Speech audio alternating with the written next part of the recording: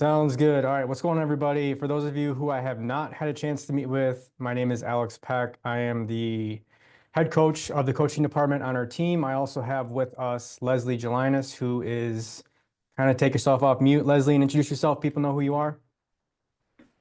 Hi, I'm Leslie. I'm in the Lake Orion office. Yep, and she has been a part of the coaching team for going on 5 years now. So what we're going to be going on today is personality styles, how to identify who somebody is, how to adapt based upon who that person is, and a little bit of communication skills to elevate your customer service, negotiation, and the way you operate your business. So first things first is we have to, one, know who we are, and then two, keep in mind that we should always be presenting based upon who it is we're presenting to, not our own personal preference, right?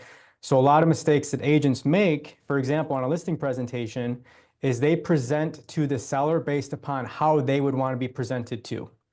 And so the main aim of this is to help arm you guys with knowledge, skills, tools, and resources to help you better identify and adapt based on who you're talking to. So if you have any questions, just throw them in the chat, and I'll try and keep that monitored to see what we got. And we can kind of go from there. Valerie loves Dale Carnegie. Yep, he's great. So I was talking before we hopped on is if you want to read a book and understand how people think and how to influence them, this is one of the best books you can read. It's old school, but it still applies today. It's How to Win Friends and Influence People by Dale Carnegie. So a lot of the stuff that we're going to talk about today derived from that book. And there's a lot of good stuff in there. So first things first, things to know. Don't criticize, condemn, or complain. Like, it's human nature for us to criticize. It's human nature for us to condemn. It's human nature for us to complain. But once you criticize somebody, you have then created an adversarial situation where you are now against them. So if it's a buyer, if it's a seller, if it's another agent, you're negotiating, whatever it is, once you resort to criticizing, you have now made the situation 10 times harder than it needs to be because their human nature reaction is to deflect and defend, right? Just like if you're being criticized, you want to try and justify your position or your argument or defend yourself. So we need to eliminate the notion of that, even if someone's 100% wrong. Give honest and sincere appreciation. So sincerity is the main word in that sentence because people, I mean, we can sense the difference between someone who's being sincere and someone who's not. And a lot of that reveals the intention that person has towards you. So the aim of the entire conversation, which we will get to later down the road, is to gather information from the person you're speaking to and building the relationship along the way of that conversation. We're emotional creatures. We all know that, right? And so most people, personally, will avoid criticizing themselves at all costs, even if they're wrong. I mean, that's why you can argue with some people that thinks the sky is green. Like, okay, that's great. Just agree and move on. Okay, and we'll get into how to disarm people and stuff like that. But the other thing that I want you to really make note of, and this is something you're gonna want to write down, is if you can find out how the person you're dealing with gets their feeling of importance, that will reveal their character, which will then tell you everything you need to know about that person. So for example, is it public recognition?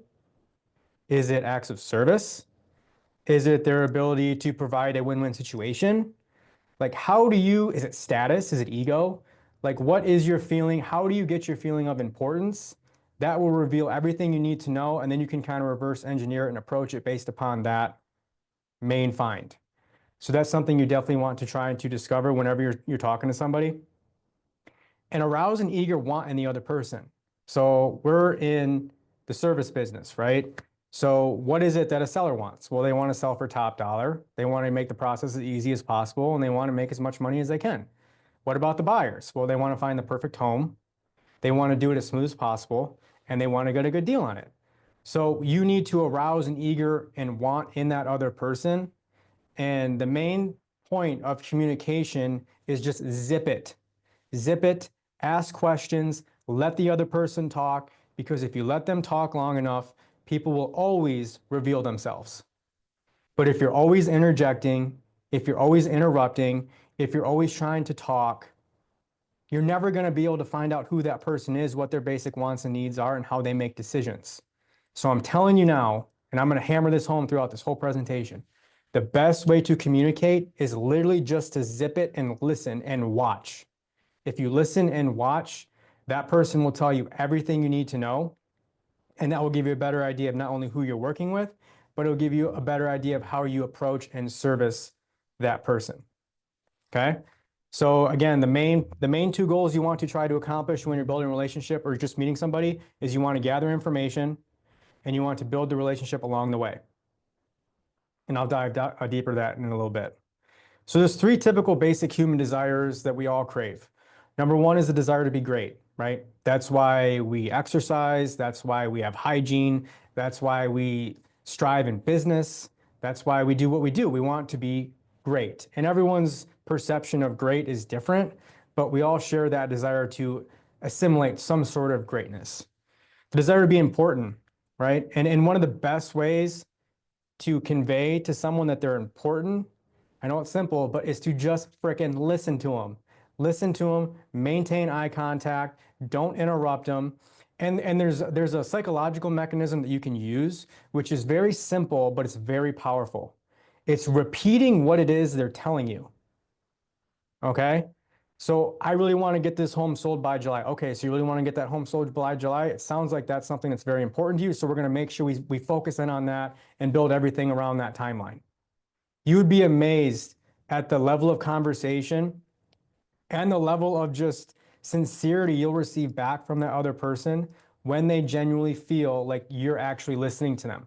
And it's one thing to actually listen, but it's another when they actually hear back what it is they said to you repeated.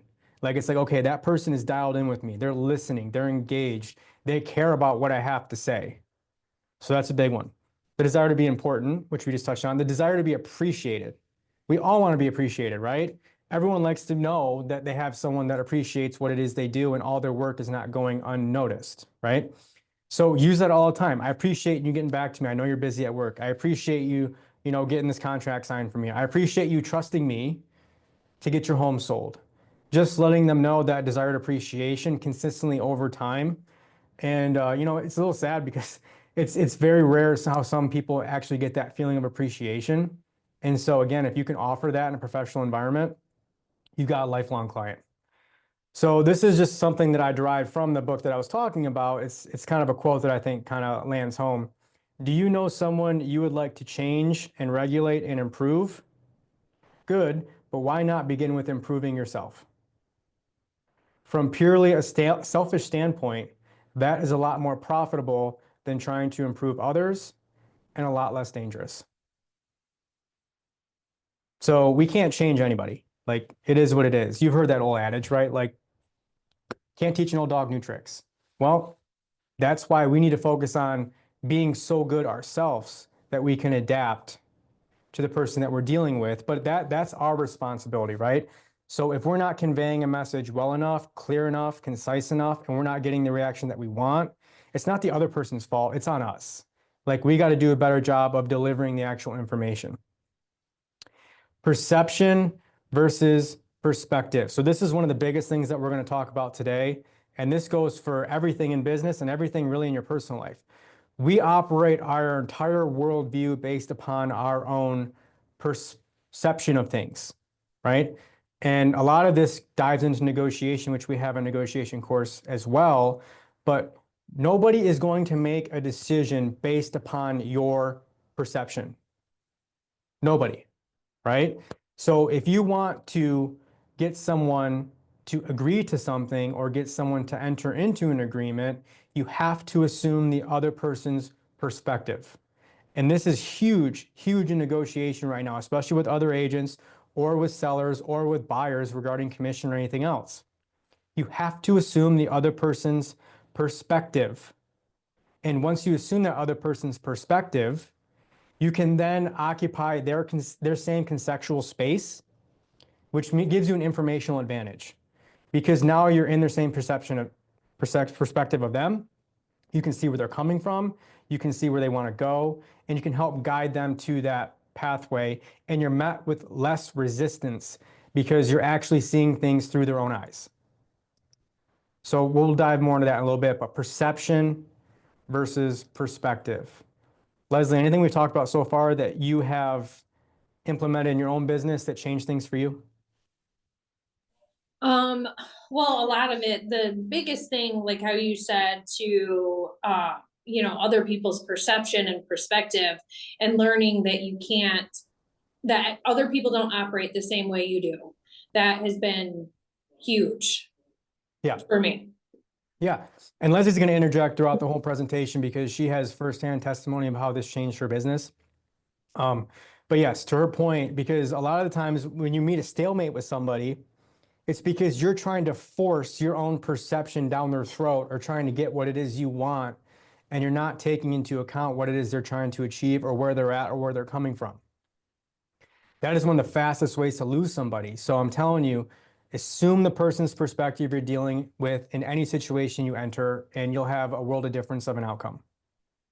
And you really have to know your personality. Yes. Like identifying where you are on that and knowing what your personality style is and knowing how you operate. Because if you don't, then you can't try to help operate how other people are operating and see where they're coming from. You've got to know yourself and where your personality style falls. Yep. And so we're going to go over common traits of each personality style. And so by the end of this, I want you to put in the chat what personality style you think you are, because you can't adapt to somebody unless you know who you are. So we're going to go through all those together. And at the end of it, just throw in the chat where you think you line up. It'll be an interesting exercise to see who we got on the call. Watch and listen. So observe body language. And you often hear match and mirror, right? So when we think match and mirror, we're thinking of, well, I'm going to repeat what it is I'm seeing. I'm going to try and match your body language. I'm going to try and mirror your mannerisms to make you more comfortable, which that's a part of it, but that is the basic substance level. Mirroring is what we talked about at the beginning of the presentation, which is repeating back to them what you are observing. So for example, it sounds like, it looks like, I am sensing from you. Those terms will completely elevate the level of conversation you're having, because again, you're conveying and communicating to the person you're dealing with that you are present with them and you're locked into them and you're actually observing and repeating back to what it is they're presenting to you, not just, words wise, but body language, physiology. And I do this a lot with my clients that I work with, my agents that I work with, because if they get on a call, I know them very well and I know when something's up. So if we're trying to cover something and they just try to ignore it and pretend that I'm not going to notice, I always stop and sit back like, all right, so what's going on? Like I can see it, it's written on your face. Like how many times have you seen that, or someone has said that to you? It's written on your face. I can see something's wrong. I can sense something is wrong. What is it? That is the next level of mirroring. And again, that is just that next level of communication and being present in that conversation with that person, and they'll respond to that like no other. So I'll give you another example. I called it for sale by owner a couple weeks ago, just to see how relevant our script was, because I wrote it a couple years ago, and it's very relevant. It works great. But the lady answered the phone, and she's like, "Oh my gosh, are you an agent?" And I immediately went off script and I said, wow, it sounds like you've had a lot of calls from agents. How many calls do you think you've had? Oh, I've had 50 of them, blah, blah, blah. Really? And so when these agents are calling you, what are they saying to you? Well, they need to list with me. I can't sell it myself. I need to offer commission, blah, blah, blah. I'm like, wow, it sounds like you've had a lot of frustrating calls. By the way, just out of curiosity, why were you trying to sell this home yourself? And the walls immediately went down, and we were able to have a conversation with her because she felt like I was actually engaged and listening to what she was saying. And I had the forthright and awareness to notify and be aware that she was upset. Like you can sense it in their tone of voice. And when you acknowledge that and repeat it back to them, first of all, nobody else is going to do that because nobody is operating in that conceptual space. Most people don't listen to listen. Most people listen to respond, meaning that I already know what I'm going to respond with, so I'm just waiting for you to stop talking so I can get my point out there. That's no way to engage with someone from a communication standpoint. And bringing those nonverbal cues, body language, mannerisms to light, and repeating back to the person that you're witnessing that and you're aware of it, and I'm sitting in it with you, that again is just going to give them a level of comfortability, which will then allow them to divulge more information. Maintaining eye contact. So this is a big one, and And even some agents I started working with, it makes them uncomfortable because I don't really break eye contact. Like I am dialed in to you because I want to see what you're doing. I want to hear what you're saying. I want to watch your eyes. I want to watch your mouth. Do you frown a little bit? Are you smiling? Like, where are you at? Because that's going to tell me more than sometimes the words you even use. Body language and eye contact. Proactively listen. So this is kind of what I was just talking about. How many of us actually listen to listen? Not listen to respond, but listen to listen. And the video that I put out up a couple of weeks ago was the example of this would be how many times do you meet somebody, you shake their hand, they tell you their name, and then by the time they walk away, you don't remember what their name is.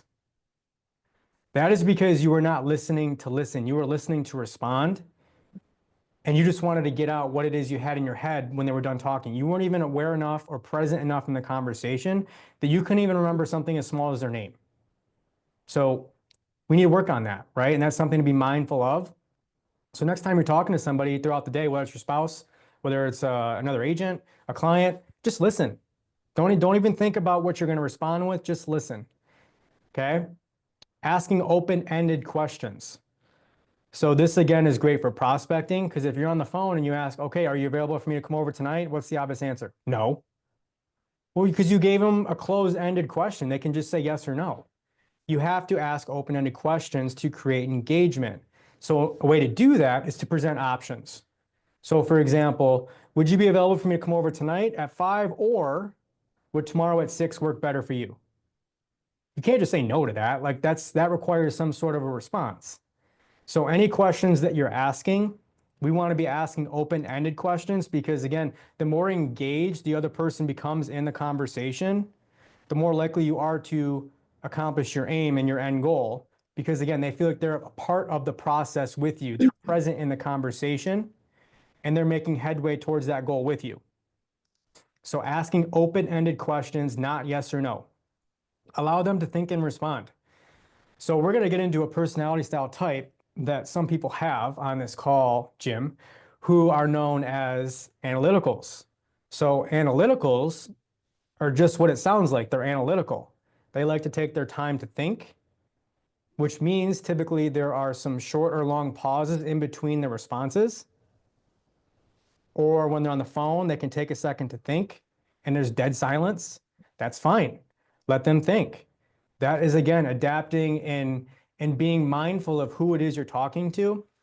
Because once you interrupt somebody like that, they feel like they're being pushed. They feel like they're being rushed. They feel like you're trying to slide something by them, and they do not feel comfortable enough to make a decision. So I'm a driver. I talk very fast. I am trying to slow myself down as slow as possible right now because I want to get this information out clearly. But if I'm talking to another driver like Leslie, I mean, we can go through a full freaking marathon of a conversation and be done in like 2 minutes because we talk very fast. We're drivers, and that's just like, let's go, let's go, let's go. On to the next. Which is why it's important to identify who it is you are so you can adapt to the other person. And rate of speech is a key identifier, which we're going to get into. Response patterns. So this is a technique that I learned from Darwin like a decade ago, but it still works. So it's 3 simple steps, right? You want to repeat what it is the person said to you. Well, I don't want to pay commission. Oh, you don't want to pay commission? Step 2 is acknowledge. I can appreciate that. That makes complete sense to me. Step 3 is ask a question. So what I really hear you saying is you want to walk away from the sale with the most amount of money possible, right? That's the 3-step process. Okay, so step 1, repeating what they said to you is letting them know that you're present in the conversation, you're listening, you heard them, you're repeating it back to them. Step 2 is acknowledging that you heard what they said, and it's also buying you some time to think about how you're going to respond. And then step 3 is following up with a question, which is you regaining control of that conversation. So whoever is asking the questions in the conversation is in control. Because think of it, if I'm asking you questions and you're responding, answering, I am guiding the conversation based upon where it is I want to go. Okay? So if someone asks you a question, how do you regain control? You answer a question by asking a question. Okay? So that is how you regain control of the conversation. So just that's another key point you want to write down is whoever is asking the questions is in control of the conversation. All right, so you heard me talk about the information gathering process as well as the relationship building process. So there's a quick tip that you can do that will allow you to do both at the same time and will speed up that process of growing rapport. And one of the ways you can do that is make an educated guess on how they're feeling based upon what you see and hear from them. Okay? And you can test this out like even at a store, like at a coffee shop, at a restaurant, whatever it is, right? And you're standing in front of someone who clearly has had a long day. They're frustrated, they're tired, they're upset. One of the first things you can ask is, wow, it looks like you've had a long day today. How you doing? How you holding up? How are things going? That compared to, hey, how's your day going? Like you're not present in that conversation by asking how your day is going. It's so cliched, it's so generic. Like to hear that a million times, like that's not going to stand out for anybody. But for me to point out, observe, and then repeat to you what it is I'm observing by looking at you, you look so happy today. So what's going on? Did you get some good news? Like, how are things going? Like pointing that out, letting them know you're putting yourself in that other person's shoes. And now you're occupying the same conceptual space.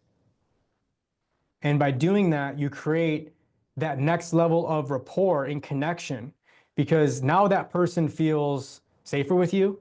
They feel like it's safer to divulge information, to confide in you, to actually tell you what's going on because you're aware enough to point out and you're observing close enough to point out that you're aware of what they're feeling based just on their body language. So that's a big one. So make an educated guess on how they're feeling based upon what you see and hear from them. Try that out when you get home. When you get home to your husband or wife, wow, looks like you're in a great mood today. Do you have a good day? Right? Or whatever you got to do. All right. So what actually are the four personalities? So the four personalities are driver, expressive, analytical, and amiable. And we're going to go over what all four of those mean, how to identify them, what common shared traits they have, and how we adapt. All right, so we got those four. So let's dive into the first one. The first one is what we call a driver. So drivers are very easy to spot. They are very transparent. They're very, like, a driver. I'm a driver. Like you can't really hide it. It is what it is, right? So common traits for a driver are they're very decisive. They're tough. They're very impatient. I do not have a lot of patience. I think wasting time is a sin. So that's, it's kind of on par. They're typically lower emotioned. They're much more results driven, strong-willed. They're competitive. I like to win. Like we're very competitive, right? But I would say I'm most competitive with myself. So I don't like to compete with other people. I'm most competitive with myself. They have a faster rate of speech. So you want to make note of that because there's two personality styles that share faster rate of speech and the other two have a slower rate of speech. And that's one of the best ways to help you out, narrow down who somebody is. So driver is one of the two that has a faster rate of speech. They can be demanding, independent, they're direct, sometimes confrontational, and they typically make decisions quick. Okay, so how do we adapt to a driver? You want to maintain eye contact. You want to speak confidently because a driver wants to speak and deal with somebody who is confident in themselves. Like that will provide confidence in the driver. If you're confident in yourself and you can withhold and withstand the tough conversations, the tough questions, the pushing, the drivers are going to be the ones that push you on commission. The drivers are going to be the one that fight you on pricing. Like that's where that's going to come from. So if you can handle that conversation and that conflict, it's almost like you earn that driver's respect and now you're on that same level and that's someone who they want to work with. Be direct and efficient with your verbiage. Do not drag things out because the more you talk, not only the more you dilute your message, but the quicker you lose them because you're not giving them relevant information. Just give me the basics. Be efficient. Use think, not feel. Okay? So when we're talking to a driver, we don't want to say, so what are your feelings on this? That's for the other end of the spectrum. What are your thoughts on this? What do you think about this? Right? Or how do you see this playing out? Those are what you want to do. Never argue, but don't back down. Okay? So don't just willfully submit because they're being confrontational, but you want to occupy that space with them to let them know that, yes, I can push back when needed, but that doesn't mean that I'm trying to prove you wrong. Because if you try and prove them wrong, they're going to dig their heels in, they're going to fight you to the death. So that's why it's so important to get on that same level as soon as you can, because then you earn trust and that alleviates that down the road. So that's the first personality style, the driver. Okay. The second one is what we call an expressive. So these guys are easy to spot too. Very easy to spot. They're sociable, they're outgoing, they have a positive attitude. They also have a faster rate of speech. So you drivers and expressives are the ones that share a faster rate of speech. Typically have a higher pitched voice. They're very talkative and they're open. And this one drives me crazy, but I give them grace because I just know who they are. They're almost always late. Like they're almost always late. So if I tell them, look, I need you somewhere at 2:30, that really means I need you there at like 3 because you're going to show up at like 2:45. So we nailed it, right? So if you're dealing with someone who's expressive, and if you're a driver, expressives have some shared traits. So you just want to be mindful of that. They have very high energy.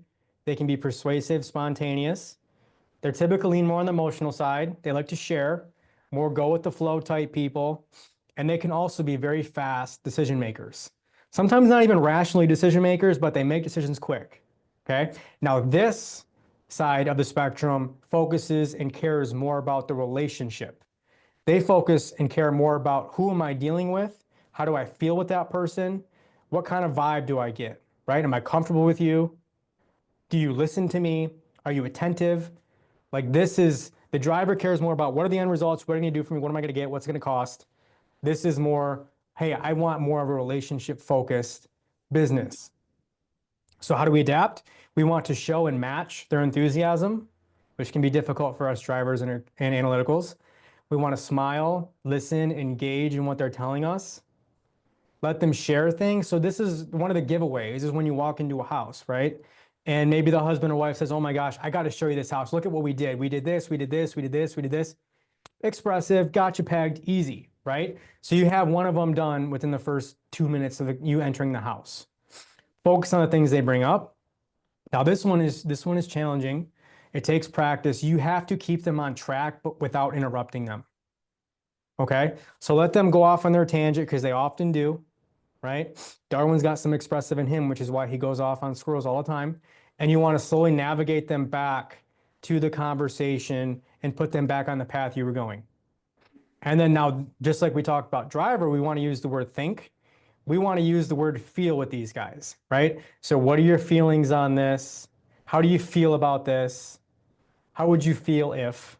That's big. So we got 2 down, all right? So we got driver and we've got expressive. Now we're going to move on to the last 2, which are analytical, all right? So again, you'll be able to spot an analytical pretty quick. These guys are very precise. They're data-driven. They're very logical and methodical. They're much more reserved in nature, so they can be hard to read. They're very good poker players. They typically have a lower pitched voice, and they like to think. They like to think, okay? So when someone says, I want to think it over, if you're dealing with an analytical, they probably mean that. They really want to think it over. They want to give it some thought. They want to weigh all the options. An analytical wants to avoid a mistake or a consequence at almost all costs. So they will think about every single possible scenario of how this can work out, how it can fall apart, what to do if it falls apart, what to do if it works out. All of that is going on in that conceptual space when you're presenting to them. So it's important to be mindful of that. And their go-to body language is they lean back and they cross their arms, right? Because that's like a safety move for them. Like I'm putting a barrier between us because I don't quite trust you yet. I don't know if I can trust you. I'm going to find out though. And so they hold their cards very close to the chest. Now these guys, the other 2, they have a slower rate of speech.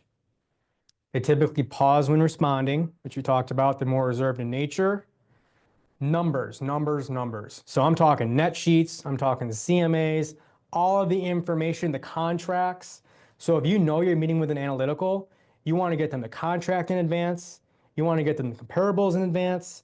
You want to get them your testimonials, the net sheet, the marketing material, all that stuff. You want to get to their hands in advance because 1, it lets them know that you operate your business transparently and you're upfront. And 2, it gives them time to review and analyze all the information they're going to go over, which will then increase the odds of them making a decision when you go out there to meet with them. You want to eliminate the I want to think it over objection. And so the best way to do that is to provide everything in advance so they have a chance to review everything. So how do we adapt to an analytical? We want to give them detailed information.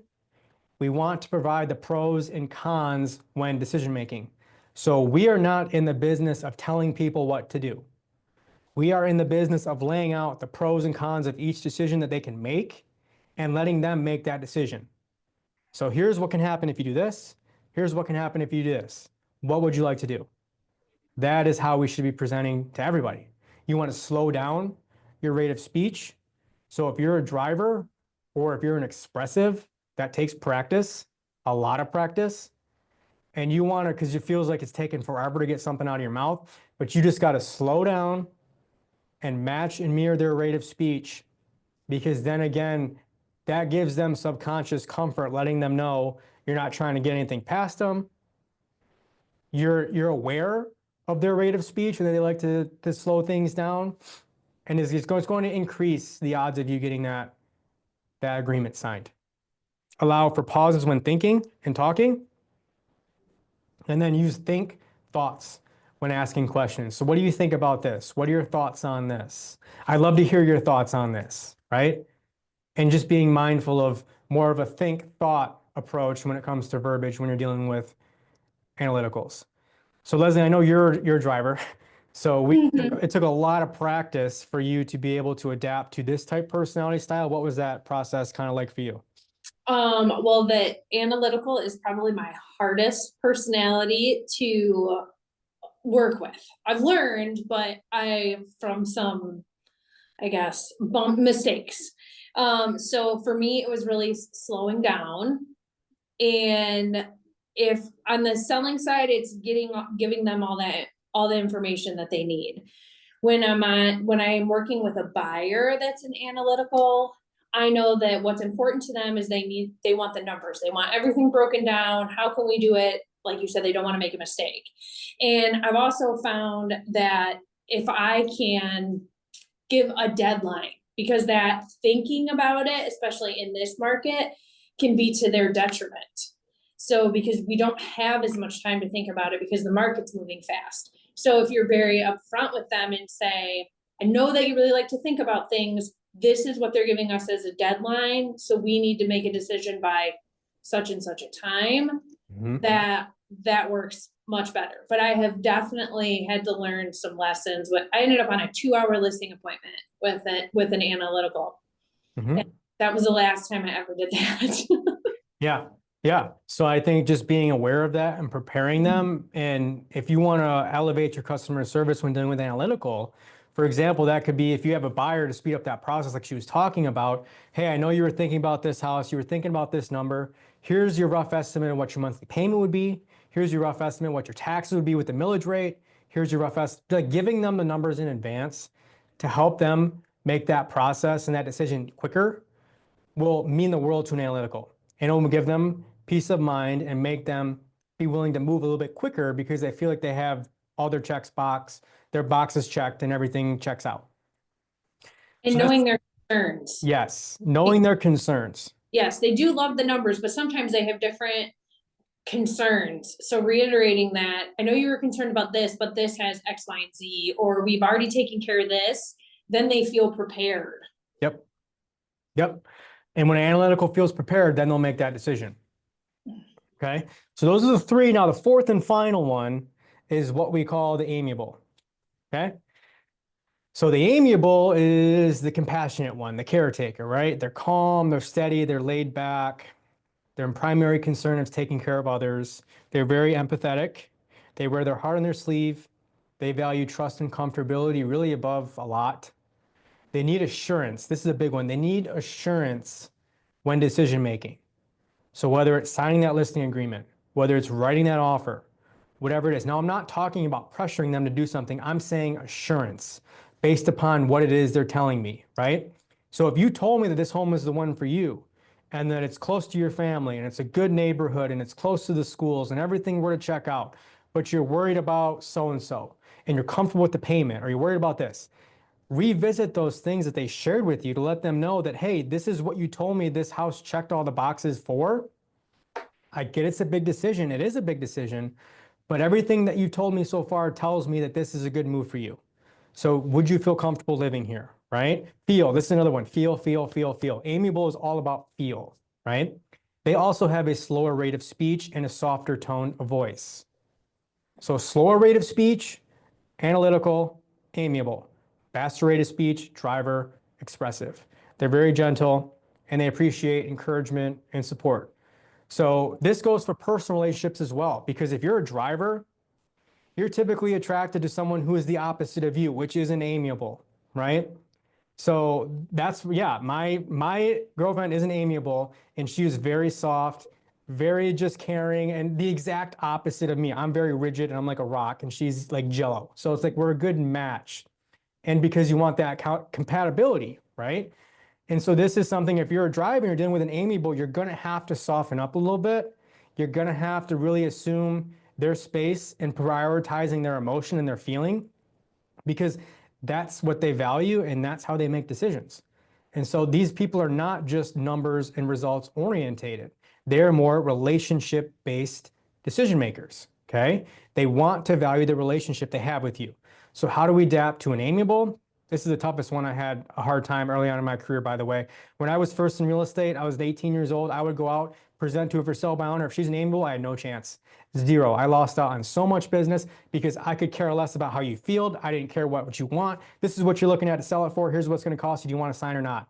So you're losing out on business if you're presenting and operating the only. Karina, is that funny? I think it's hilarious. Yeah, that was my style. Which since then, I realized that you lose out on 75% of the market if you operate that way, because you're only 25% of the market. There's 4 personality styles. So you're only going to be able to relate to one, and that's short-sighted. That's not a long-term solution for success. You have to be adaptable. So how do we adapt to an amiable? We got to slow down our rate of speech. We got to give them time to think, maintain eye contact, provide assurance when decision making and asking for a decision. I put that on there twice because that's that important. Take their feelings into account. Be open and honest with your intentions. And again, feel. Do you feel you are ready? Are you comfortable enough to make a decision today? Like, what are your feelings on this? Okay. So we've got driver, we've got expressive, we've got analytical, and we've got amiable. So now the question is, which one are you? Who are you? Who do you identify as? And what do you think you are? Put in the chat, let me know, I'm curious. So we're talking about it as a whole. How do we adapt to anyone we're dealing with? Number one is we got to know who we are, which you should have a pretty good idea now of who you are after going through this. We have to ask open-ended questions. We have to proactively listen, not listen to respond, but listen to listen. We have to match and mirror, which again is not just matching body language and physiology, but repeating back to what it is you're observing from the other person. Feelings versus the rational side. So we got the feelings, amiable, expressive. Rational is more driver, analytical. We want to operate at their pace.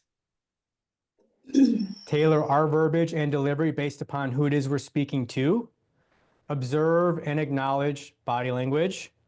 This was a big one too. This is a small tweak, but these last two do matter. You need to eliminate the phrase, I understand.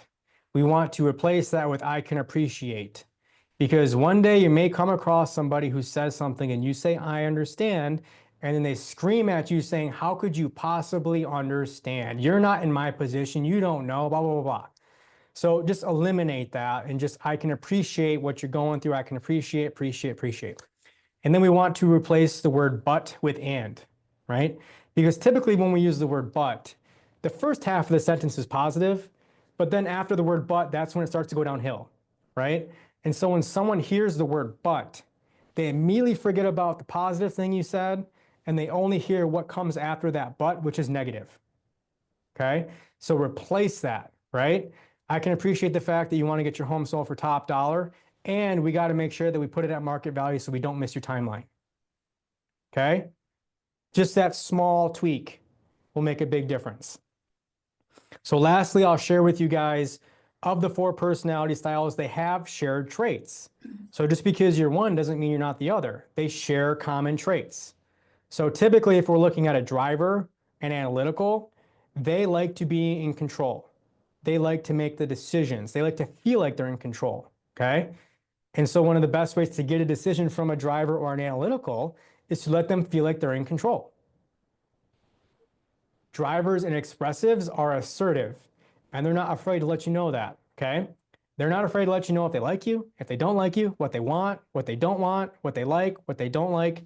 They're very open about that, okay? Not a driver could do it to kind of hurt your feelings, sure, but expressive, they just do it because they can't help it. Like they just want to get it out, right? They're just very transparent in nature, which is a good thing, okay? So drivers and analyticals, controlled. Driver and expressive are very assertive. Expressive and amiables can be very spontaneous. So these people, like I said, can oftentimes be late. These are the ones that want to go on a trip with, 24-hour notice and just live life and go with the flow, which is great. But we have the bottom end, which is analytical and amiable, which are also can be cautious when it comes to decision making. Like we were going through with analyticals, same with amiables. They want to do everything they can to avoid a consequence or to avoid a mistake or avoid hurting somebody. Like an amiable will destroy themselves in order not to hurt somebody. Like that's just how they're wired, which, is good and bad because it also opens you up to be preyed on for manipulation if someone knows that about you, which is also why you need to be careful about who you open up to. Okay. So these are the common shared traits of which, so if you're dealing with someone who's assertive, you can probably take a good guess. They're either driver or expressive. If you're dealing with someone who likes to be in control, which you'll get that early on if someone's consistently interjecting or asking questions or pushing you on something, driver analytical. Someone who's cautious, who may be more laid back, reserved, or won't give you a listing price they're thinking about, or won't give you an idea of what they're thinking of, analytical, amiable. And the people who are typically more spontaneous are expressives and amiables. So those are really the 4 personality styles, the shared traits, the breakdown of each, and that will give you a good idea of how to adapt based on who it is you're dealing with and how to elevate the level of communication based on everything we talked about. So that was kind of the nutshell, and I'd like to toss it over to kind of Leslie. She's been interjecting, but I'd like to give her kind of a rundown as to what it really did for her when she learned this regarding her business. So for me, I'm a driver expressive. I talk too fast. I like to be in control.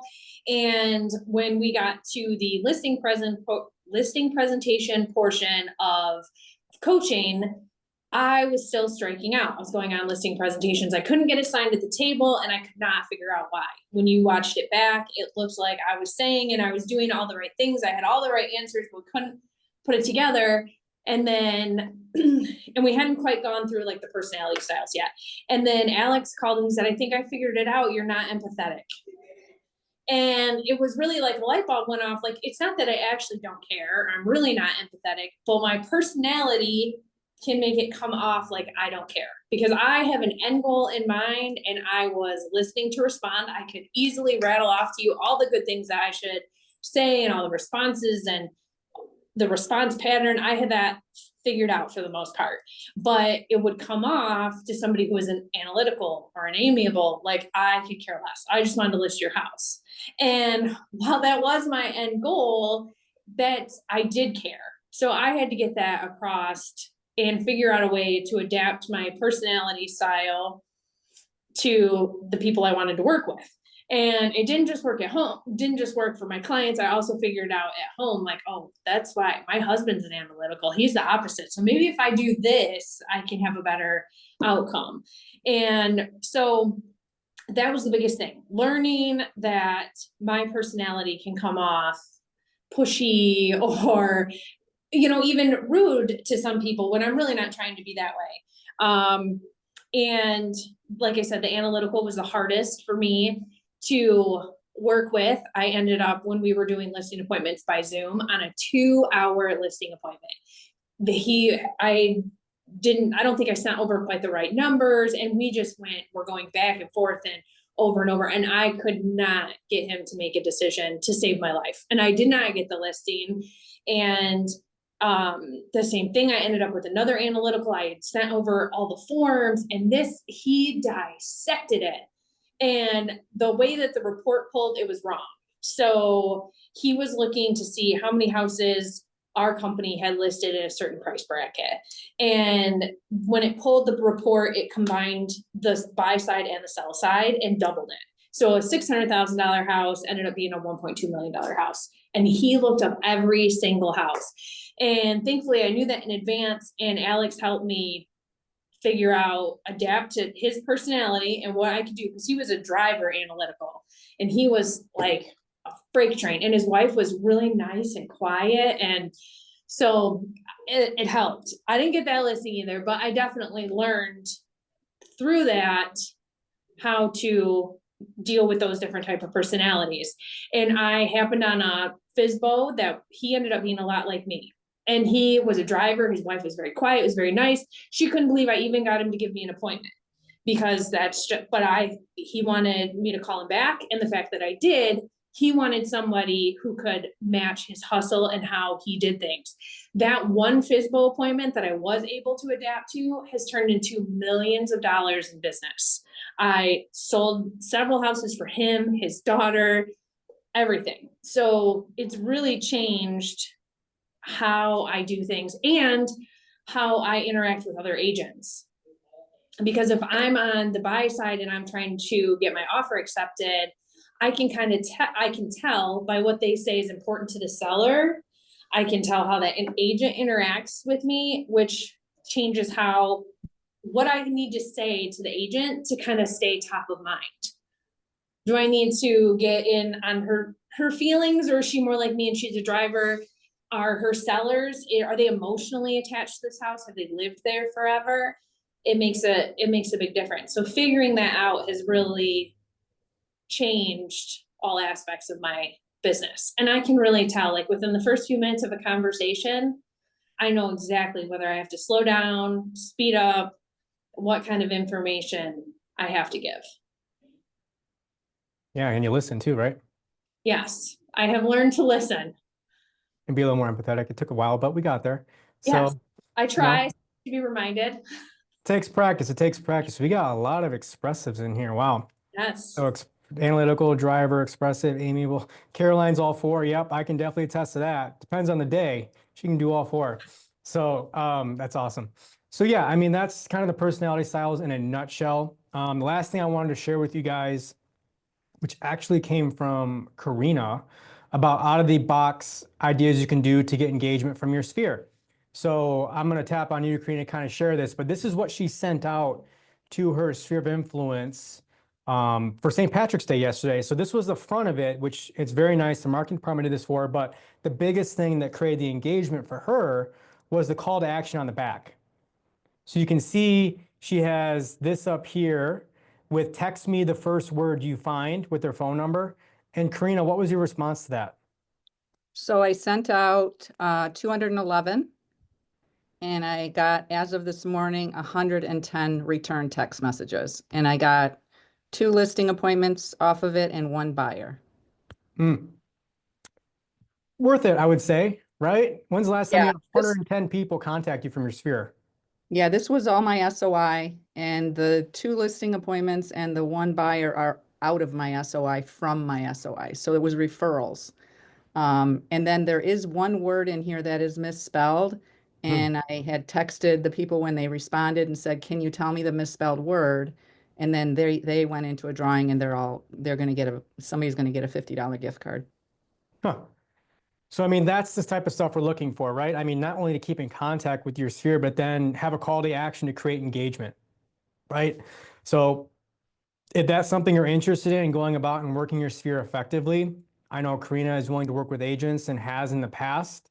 So she has that resource available to you. So anyone on the call who's interested in doing stuff like this, that wants the business to come to you through your sphere, contact me or Karina, and we can get you up and running on how to do that.